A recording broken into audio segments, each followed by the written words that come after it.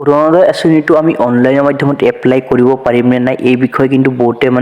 জানিব বিচাৰি আছিল যে আমি অনলাইনত এপ্লাই কৰিলে আমাৰ নাম কোনেও কাটিব নোৱাৰিব তো আপোনালোকে অনলাইনৰ মাধ্যমত এপ্লাই কৰিব নোৱাৰিব আপোনালোকে অফলাইনৰ জৰিয়তে এপ্লাই কৰিব অৰুণোদয় 4 আবেদন কৰিলেই প্ৰথম কিস্তি 9000 টকা কিন্তু আপোনালোকে লাভ কৰিব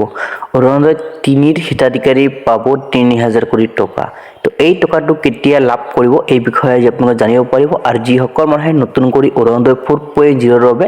আবেদন কৰিম বুলি ভাবি আছে এই সকল মানুহৰ কাৰণে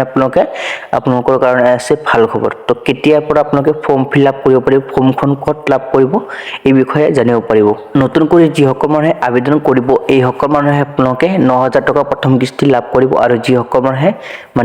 অৰুণোদয় 3.0 ৰ যিসকল হিতাধিকাৰী আছে এই হিতাধিকাৰীসকলে আপোনালোকে 3000 কোটি টকা লাভ কৰিব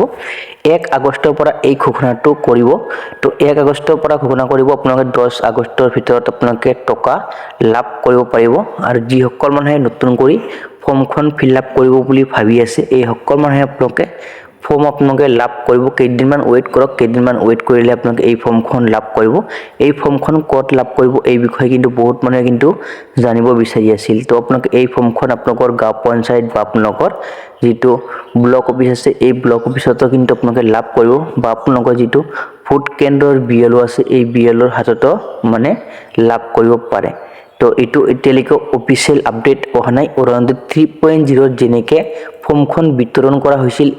সেই হিচাপত মই আপোনাক জনাই দি আছো তো আপোনালোকে কেইদিনমান ওয়েট কৰিলেহে অৰুণোদয় আঁচনিৰ 4.0 ৰ নতুন কৰি আপডেট আহিব আপডেট আহিলে মই আপোনাক নিশ্চয় ভিডিঅ'ৰ মাধ্যমত জনাই দিম ভিডিঅ'টো যদি আপুনি প্ৰথমবাৰলৈ ভিজিট কৰি আছে চেনেলটো সাবস্ক্ৰাইব কৰি ৰাখিব বা আপোনালোকে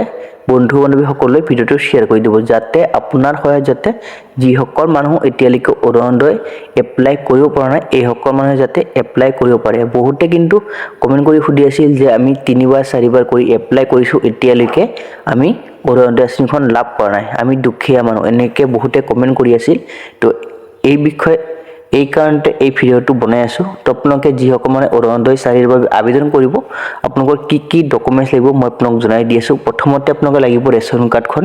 দ্বিতীয়তে লাগিব আপোনালোকৰ বেংক পাছবুকখন তৃতীয়তে আপোনালোকৰ ভোটৰ কাৰ্ডখন লাগিব চতুৰ্থতে লাগিব আপোনালোকৰ আধাৰ কাৰ্ডখন আৰু আপোনালোকে পঞ্চমত আপোনালোকৰ লাগিব এক্টিভ থকা মোবাইল নম্বৰ আৰু আপোনালোকৰ বেংকৰ সৈতে আধাৰ কাৰ্ডটো লিংক হৈ থাকিব লাগিব আৰু বেংকত যদি কিবা খেলিমেলি হৈ আছে বেংক একাউণ্টটো ঠিক কৰি ল'ব তো এইখিনি তথ্য থাকিলে আপোনালোকে অৰুণোদয় 4 ৰ বাবে ফৰ্ম ফিল আপ কৰিব পাৰিব তো ইয়াৰ আপোনাক গুৰুত্বপূৰ্ণ এটা আপডেট দিবলগীয়া যদি আপোনালোকৰ কিবা কোৱেশ্চন আছে নিশ্চয় কমেন্ট বক্সত জনাব আৰু আপোনালোকক মই নেক্সট ভিডিঅ'ত জনাই দিম যে আপোনালোকে এই প্ৰবলেমটো কেনেকৈ সলভ কৰিব পাৰিব তো আজিলৈ ভিডিঅ'টো ইমানতে সামৰিছো নেক্সট অন্য এটা ভিডিঅ'ত আপোনাক সকলোকে লগ পাম